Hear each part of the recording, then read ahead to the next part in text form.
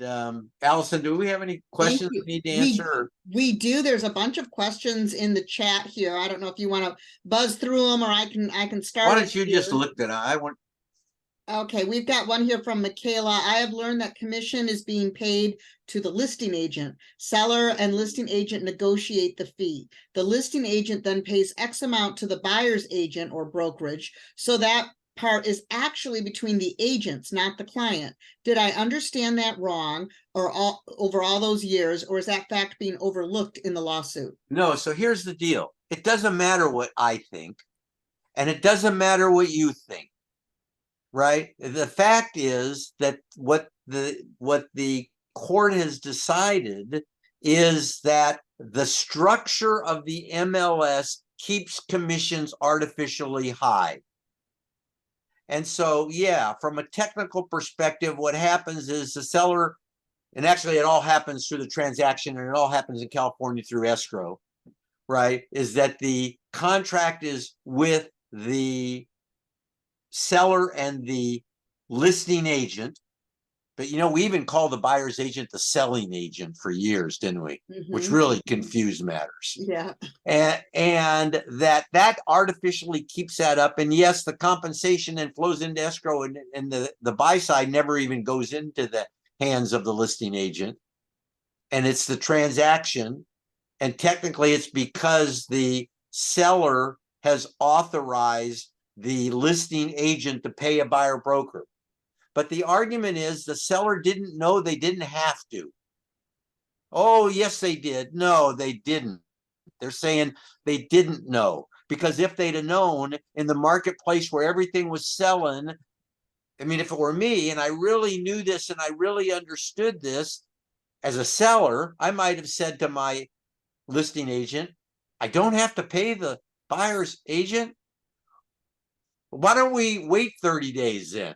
Why don't we put it on the market and you go ahead and market it and advertise it? And if I don't have to pay a buyer's agent, I'll save 30 grand or whatever it is I'll save.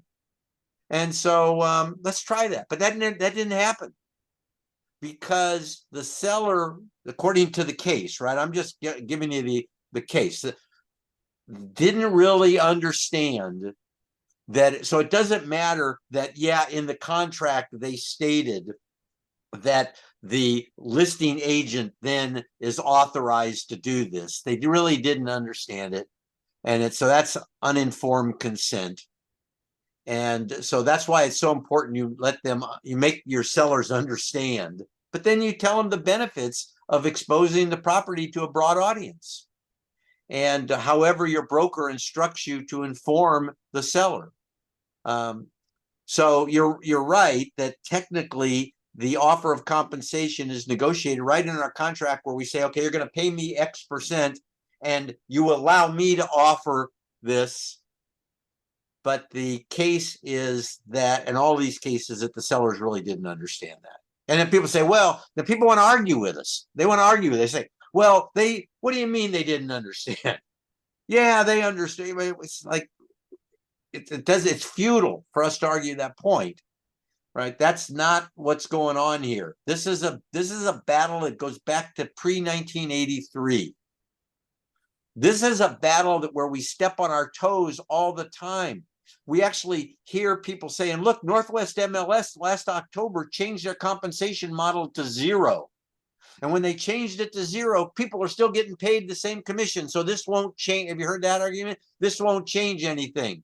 Well, that's actually more evidence for the Department of Justice that the system isn't working right. Because if sellers really understood those commissions, and in particular with the advent of the internet. Now, I don't know about you, but I was around when the World Wide Web first became prevalent. Matter of fact, it was one of my jobs, was to teach people about using the World Wide Web in real estate and teaching them how to use email.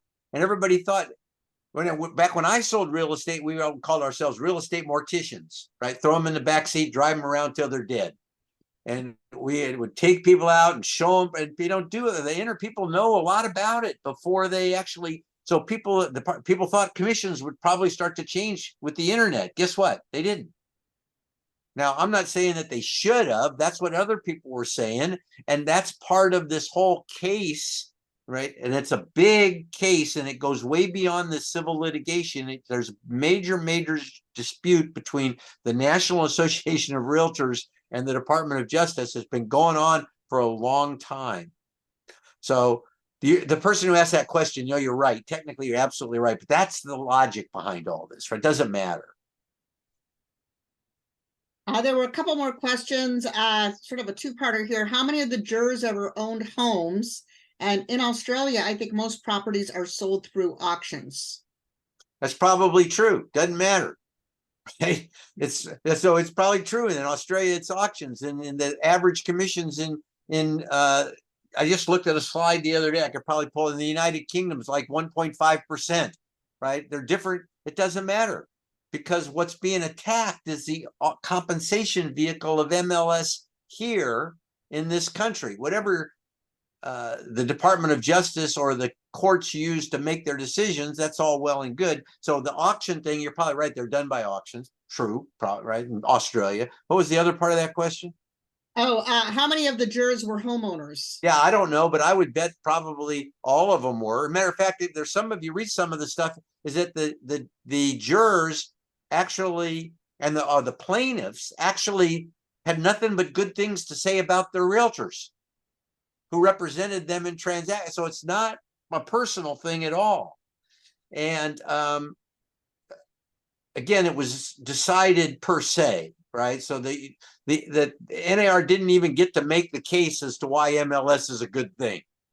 All of the pro-consumer things that happen, the marketplace that it creates, right? It was not relevant to the decision, which is going to be part of the appeal.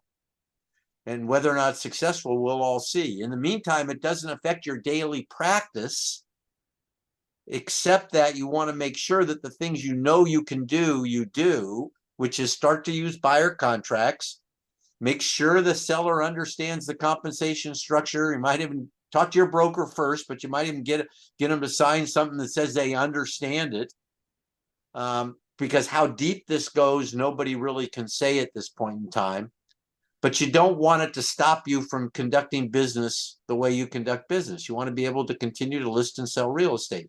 And there's always going to be a need to list and sell real estate. So we're going to figure this out, right? There are going to be ways to do this. It's a giant industry. But right now, people are kind of on edge because the decisions are so huge.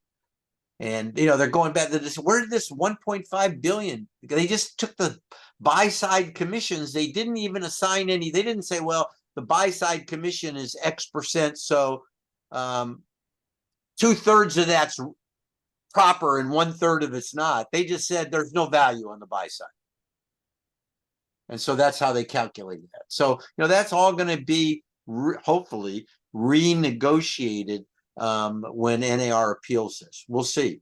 And now this judgment right now isn't even final yet, right? It's still, the judge still has to approve this. We'll see what happens in the next month or so.